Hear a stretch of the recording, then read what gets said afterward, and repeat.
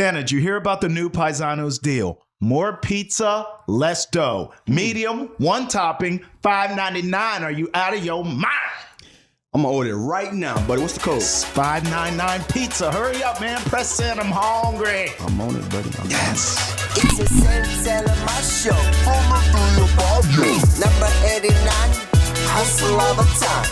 Travis on the right, hot mic on the left. Every single week, it's a lyrical fact. Santana Moss Show. In full effect. Santana Moss, Travis Thomas. How you doing, big dog? How you say it? Pew, pew, pew, pew.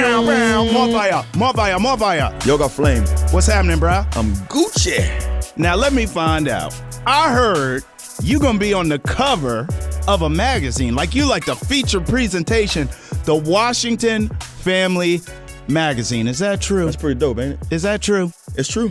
It's true. Honestly, man, it's crazy. You know, I have a magnificent, I'm gonna use that word for my manager and Carmen Fielder. She's great. She's been doing her thing, and she hit me up one day, said, "Hey, I have this feature for you. You know, this magazine reached out to me and said they want you on the Washington Family Magazine for all that you're doing, throughout the community and with the kids, and they want to feature you on Father's Day." And I'm like, I think I'm going to say no. Of course. So I went out, met this woman out in, I believe it was Rockville somewhere. Okay. At the school. She's actually an English teacher, and she writes for the magazine. And I went out there, met her at the school. We sat down and talked, and then out in Chantilly at my homeboy, Fued's, the Paisanos, man. He has this facility that's up and coming. This nice state-of-the-art training facility. I met down there and took the pictures and everything, and had a few kids from my camp to come out and be on it with me. And I just thought it was a great opportunity that I couldn't pass up. So primarily the article is about your camp coming up. Well, it's not primarily about my camp. It's primarily speaking on, me, after my stint in the NFL, right, what I'm doing now. Oh, the different things I'm doing through the community, through my foundation. Right. Basically, what's the reason behind all the stuff I'm That's doing. cool. And just basically telling my story of why, doing what I'm doing is so meaningful to me. One of the things that I share with you all the time is that I haven't been, this person just all of a sudden. I've been like that from day one. Right. I've always wanted to be an inspiration to others, and who are the best people to mentor or to kind of put something into, and that's the kids. They're the ones with the ears pierced, the eyes wide open, and they basically are, they kind of idolize us already from afar, some of them near. And if you can put some or instill something in them for the future, they are our future. So I've always been that guy that want to lean on them and allow them to lean on me, and to take any and everything they have or I have to give them back so they can go out and be me or better. What's dope about Santana Moss is a lot of athletes and former athletes always say things like that, but it's lip service, right? I love the kids, but they don't really be about that life. Santana actually really is. In fact, I can prove it. Today, Santana has a whole daggone. I look downstairs. I walked in. It was like a whole school here. Shout outs to Coach Rod from Bradenton, Florida, bringing all his boys up here, representing the Rubonia Community Center. They're all here to watch the show today. Great kids. I did steal some of their pizza. I can't lie. Shout outs to Paisanos. Yeah, shout out. But great kids, and they're here. So you said Coach Rod reached out to you, right? Yeah, it was crazy, man. Here I am. I'm a social media guy. I'm always on IG, and I have my IG linked to my Facebook page. Right. I'm never on Facebook. Facebook one of those things that I'm still trying to find out how to navigate it. You damn sure ain't on Twitter either. And I'm not on Twitter. I'm still chilling from 2011 on Twitter. If you ever go look my name up. But so one day I said, let me go and see how this Facebook thing works. Yeah. And I went in and I had a zillion messages. And the first one was up there was Coach Rod. And he said, I know this is a long shot, But I'm taking a trip to the nation's capital. I think he do this almost every other year or every year. Rabonia Young Men Walk on DC. Yeah, so he's taking a trip with these kids and giving them opportunity of a lifetime. I remember being just like those kids. I was fortunate to run track and play football at a young age, so I got a chance to view a lot of Florida. Mm-hmm. I was traveling a lot in vans, going to different track meets all over the state of Florida, and I think I even went outside of Florida once or twice to Georgia. But never been somewhere like this. And I remember hearing my friends talk about the trips to the capital. So I think what Coach Rod's doing is great for these kids. I think that the experience of coming up here and just seeing the things they seeing from the monuments and from the museums and the different experiences that they're going to have on the road, the things that the memories go so far. Because I still remember stuff when I was 12 years old and coming up in those days. So he reached out and said, hey, this might be a long shot, but I'm gonna be in your area, and look, it's on me. Dinner, lunch. I don't care if you got a minute to talk to us in the grass, in the park, wherever. I just want you to share a moment with my kids and give them a little encouragement. Share a couple of words of encouragement. And I replied like, hey, I can dig it. I'm down if you can get hold of me and I'm free. Yep. I'm down. And so they got in 2 days ago, and that day I was cramped. I was doing so much. And yesterday I woke up and thought about him. I'm like, you know what? Let me see if they still in the area. And he said he was staying out here. And I'm like, wow, what a better way to greet these guys and have them, here to watch the show. So that's perfect. We got him. You got him in studio, and it's I woke up looking forward to it, because one of the things people fail to realize, and a lot of us, the guys who's in this, these positions and sitting in the seat that I'm sitting in, regardless if we want to be or not, we are, definitely role models. Definitely. And, I think about it all the time. Everything we do, it's no wonder why they exploit us the way they do sometimes when we doing things that we do, and that's sometimes we can call it a bonehead move or I was being a knucklehead. But it's no wonder, because, it's a lot of people watching us. And I think if you have a chance to be viewed in a different light, in a light that's going to enlighten, the future, the kids that's looking up to you, who knows? One of them kids in there could be me. One of them kids could be thinking, just like the Santana Moss was at 12, 13, 14 years old, that had so much going on in my head, and I knew what I wanted. It was nothing you could tell me that was going to deny or that was going to stop me from having this dream of being a professional football player. I was told everything, and I can name, and some of it I can't in the book, but I can tell you this: I never shied away from my vision of what I wanted. So it's a couple of kids out there, or a couple of kids here, that's from Bradenton, that's up here to meet me today, that might have that same thought process and might feel the same way I feel, that they have a dream. And so many people have told them other. And what they see every day isn't something that can convince them that they might have opportunity at that dream. But if they believe and they get around guys like myself, and especially around a coach like Coach Rod, who's bringing them all the way out here to even meet a guy like myself, then maybe they can, see that dream through. And that's why I don't care what I'm doing. If I have the time, I'm going to stop, or if I don't, I'm going to make sure that I can share a couple of words, because you never know how far it could take them. Shout out to Coach Rod, and shout out to the youngins here today. And if you notice, Tana very smoothly has wore a University of Miami hat today. So he's even recruiting a little bit. Yeah, boy. I saw one of them had a Florida Gator shirt on. You was breaking him down. I had to throw that cane in there on him, man, let you know where I'm from. I know we're from Florida, but see, one of the things people don't know. Yeah. I'm going to share this with the audience. See, when people say Florida, you might think every city, every little town in Florida is Florida. Miami is part of Florida, but when you say Miami, those guys are from Miami. You can't compare us to Florida, because we a different breed down south. So if you ever talk to someone and somebody say, you from Miami? They never going to say Florida. They're going to say, are you from Miami? We excluded from Florida. Wow. Don't get me wrong. We're from Florida. They're Floridians. We're Floridians, but Miami is a different world.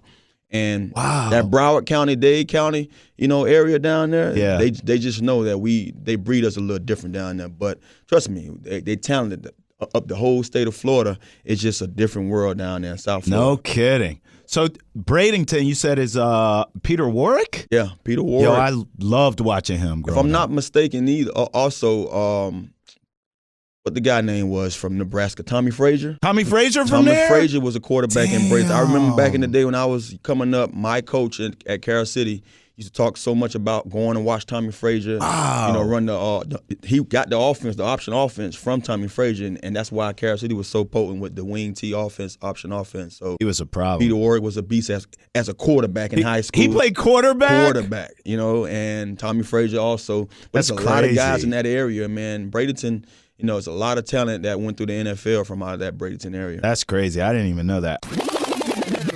Now, let me ask you this. This is going to be a long-winded question, so stay with me. Out of your entire career, did you ever leave camp feeling like I'm a better player? Here's what I mean.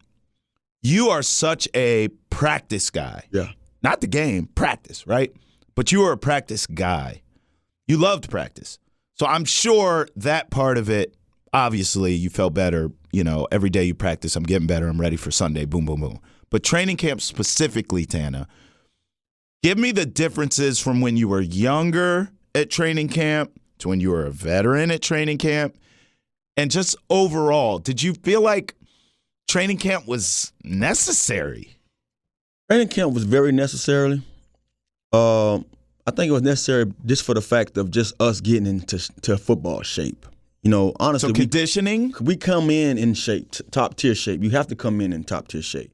I remember years when I didn't. I remember years when I was slacking, listening to. Now, were you young or were you? I was a little older because when I was young, I was always in shape. When I Okay. got older, I did things different for 1 or 2 years. I did it 1 or 2 years, and I Okay. was like, you know, and I hate it because I was like, man, I'm trying to get caught up. And half the reason because I was nicked in the offseason those 2 years. It wasn't because I just was lollygagging Yeah, you wasn't around. eating, Yeah, I mean, Little Debbie cakes. In the offseason, I eat what I want. Back in those days, I didn't even care about what I ate back in those days. Period. You know. So did that change over that time? changed over, especially when I got older. Man, I saw my body looking different. I'm like, man, I'm fat. I'm considered fat. Larry you know? Holmes? Yeah, flabby and sick. You know. So, but it changed drastically. When I was a young guy, my training camp, I exploded on the scene in training camp. I mean, before I got hurt, I was, potentially as a rookie, I was saying to myself, I'm about to go out here and get 1,000 yards this year. Woo! As a jet, Out the gate. Out the gate, Aaron, I remember Aaron Glenn following me around saying, hey, man, I'm coming to get some of this work today because you out here cutting the grass up. I remember Wayne Corbett telling me to slow down. I remember all this stuff vividly. And I remember how I approached it, how I came in so fast, so in shape, and Hungry. boom, hungry, bouncing around. And then I remember the years prior, not the years prior, the years removed from there. I remember now having to get back into that shit because I got injured that year. So I'm like, oh man, I got to start all over. And I remember that training camp, and I was like, okay, I'm almost back to where I was last year. Physically, I looked the part, but I didn't feel it. Didn't feel it. I didn't have that bounce in my legs the same. But as I got older, coming to training camp, I know that in order for me to be dominant, you know, as a pro or at my position as a receiver, I had to come in shape. I had to come in underweight. I had to come in, you know, as far as knowing what we was doing, that was easy to me. Like I learned things on the go anyway. So we had a lot of different playbooks that I ended up learning from. I had probably 4 or 5 throughout my whole career. And I never cared about that because I could learn on the spot. But I made sure my body was intact because I knew we was going to go out there and give it our all for 2 days, you know, twice a day for like 2 weeks straight, 2 or 3 weeks straight. And then just knowing I care less about the preseason games until we got to that third game. And when we got to that third preseason game, this is game time. You know, this is the first time they finna get a whole half and a quarter out of me. So I need to be at top tier going into that third game. Hearing you talk, is it fair for me to say training camp meant more to you as a player than preseason? Yeah, it did. It did. Because I got all my work in, and I care less about the preseason game. I was ready to go in there and get 4 or 5 plays just because I knew we was off. To me, that was an off day. Right. The preseason game to me was an off day. Going through of the training motions. camp. I'm finna go through. First of all, that night before, I get a chance to chill. We ain't practicing. We watching film, getting ready for the next team. Somebody different. We ain't got to worry about hitting on each other. And now I get to go out here with the fans around, gonna give me a little adrenaline boost, and I get to possibly get a catch. Get a catch or get a ball thrown my way. So that was like an off day for me. And you seen 2 or 3 snaps, if that, and you was on the sideline eating sunflower seeds. And then you're planning on tomorrow, like, oh man, I hope tomorrow we don't have to run a lot, right? Or it could be a film that you're anticipating what it's going to be like. Different coaches did different things, and I had a ton of them. So if you had Shanahan, we probably wasn't going to come in and do much. We was going to come in, get that sweat in, and watch film, get a little walkthrough, and then Monday, or depending on when we played our preseason game, if it was a Saturday game, Monday you saying, okay, it's back to work. But that was an off day. I knew the work was being done in practice, and I've got my reps in, and trust me, young and old me took it serious. I didn't know what the season was going to be, but I know that if I go hard and give it my all, then who knows how it's going to be. I don't know how good of a team we're going to be. I don't know how this quarterback going to pan out. Right. Like I say, everything relies on the quarterback. From being a wide out, I got to hope my quarterback hold up. You know what I mean? If he's throwing that thing to me when I'm open, we're going to bomb. We're going to have a great year because I'm going to be prepared to be open. And I'm going to be open a lot. You're going to make a play when you get it. And I'm going to make a play when I get it. But the opportunity was everything for me. So you never knew going into it, but you knew as long as you get the work in, you prepare for whatever. For taking L's, we're going Antonio Brown's feet. But let me set the table. On TV, Santana Moss and I did a show called Training Camp Daily on NBC Sports Washington. And we did the story, and we showed a picture, a close-up of Antonio Brown's frostbitten feet, in which Santana Moss said on television. I was caught off guard. It popped up in Tana's face. He wasn't expecting it, and Tana said, "Oh, Lord." Hey, I had to pull my Travis out my hat. You know what I mean? I was caught off guard because them dungeons weren't looking right, man. The boy claws was messed up. It sounded so good to me. I said, "Tana, what'd you say?" He said, "Oh, Lord." I had to say it again. But that's some ugly-ass feet, defense, bro. Man, to his defense, we give him your L, AB. We give him your L for that one. But honestly, man, look. Can we cuss on this show? Because his feet are up. Hey, it's for Hard Knocks, and it's crazy because I know AB. I know he wants to get out there and be practicing, but damn, that's what's holding him out. When I saw that, I was like, damn, I see why it's an undisclosed injury. What is that, also, man? So those cryo chambers. Yeah. How do you get frost? So you're not wearing shoes? Like, what are you doing? I've never been in one. I've been invited to do one in Ashburn, I believe. And I believe B. Mitch and Julie went and did it without me. They said that they put on these kind of furry kind of slippers. Yeah, right? But they said that AB went out the country and used one. And when you do things out of the country, they do it the way they do it. I'm pretty sure those folks ain't running on those toes or using their feet the way he's going to use his. And I believe when he came out, man, that he left his feet behind. You ain't lying. I wish he the did. Bottom of it, Man, I never want to see them again. Yeah, man, get well soon, AB. We need you, bro. Yeah, I want to see some action, man. I got to see 8-4 lighted up on Hard Knocks a couple of times before the season starts. You watch it yet? Haven't watched it yet. I checked it out. It's good. I watched a couple of clips from him, and he like he's doing his thing, so you can tell the practices that he did try to go out there. He can run in a straight line, they but said. That cut he can't cut. So, AB, give you a little help with that. I had blisters on the bottom of my toes also, but it was like on the ball of my feet. And they have this kind of jelly-like thing that they put on the bottom of my feet just so I can practice with it. So, not sure if they have enough to put on your whole foot, but I literally will cut this stuff out, put across my blisters, wrap it up, then put my foot in the sock. Did it last the whole entire practice? No. It wasn't as wet as it would be if I just put a sock on. So what I would do after practice, I will, and then also I wore Shaklintas. I mean, if anybody know what Shaklintas is, they're the little thong sandals. I wore those to keep the air. The Air Jesuses. Air Jesus, baby.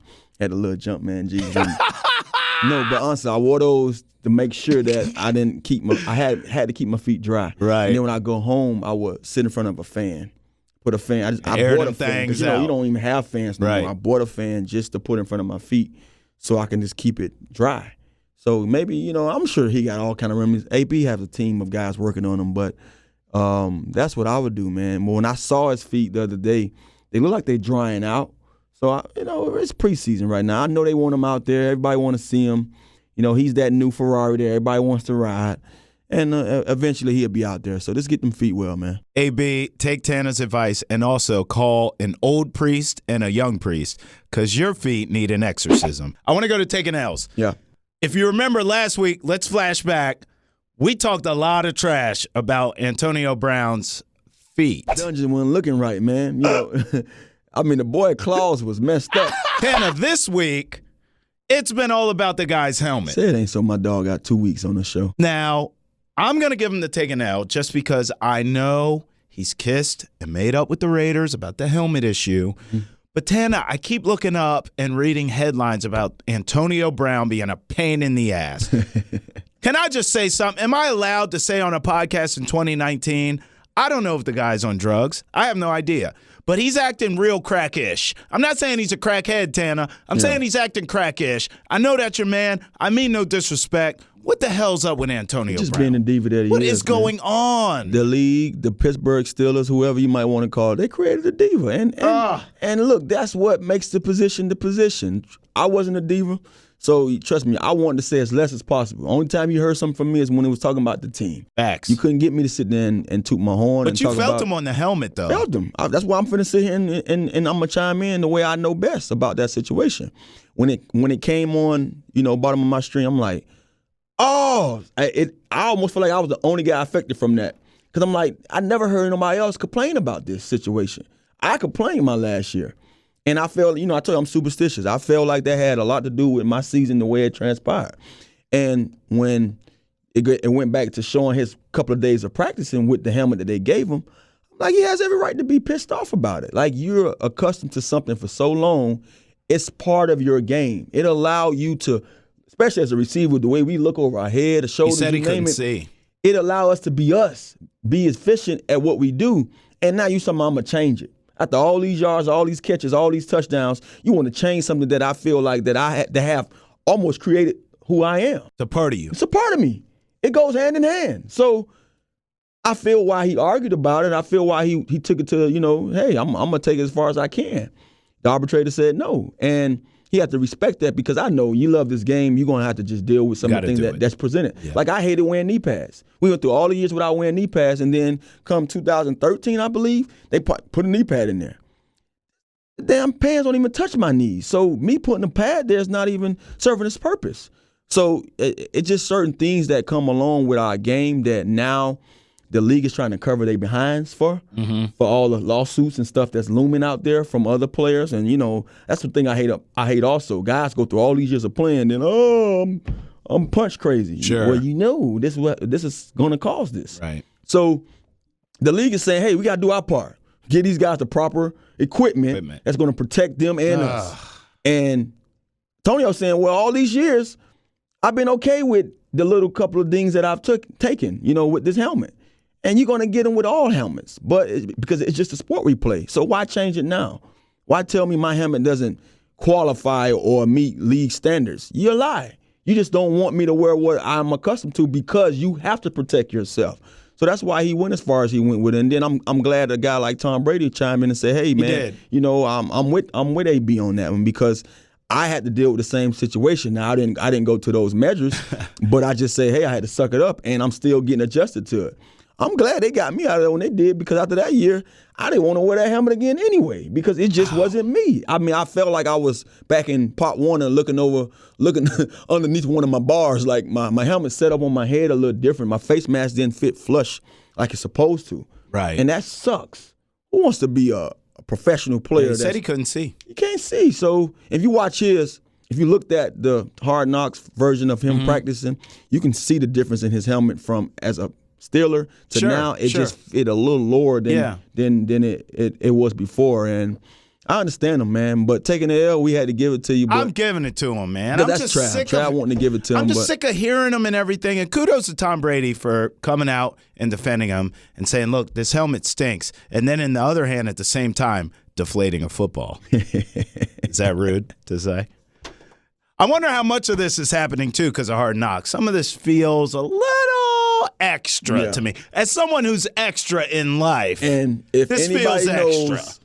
all publicity is good publicity. Facts. You know what? We can end it there because all publicity is good publicity on the Santana Moss Show podcast. Holla! It's a Santana Moss Show. Number 89, hustle all the time. Travis on the right, hot mic on the left. Every single week.